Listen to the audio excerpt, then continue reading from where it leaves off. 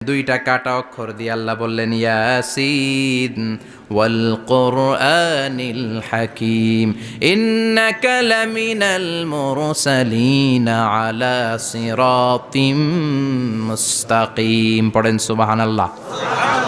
ইয়াসিন সূরাটা শুরু করলেন কি দিয়ে? এটা কি কোনো বাক্য? এটা কি কোনো শব্দ?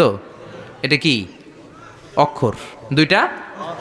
প্রথম অক্ষরের নাম, দ্বিতীয়টা আওয়াজ করে বলেন। প্রথম অক্ষরটার নাম, দ্বিতীয়টা। খুব চমৎকার না? বাক্য দিয়ে এই সূরাটা শুরু করে নাই। যেমন ইদা জুলজিলাতিল আরদু জিলজালাহা, এই সূরার প্রথম আয়াত, এটা একটা বাক্য না? আচ্ছা। ওয়াদ-দুহা ওয়াল-লাইলি ইযা সাজা, বাক্য না?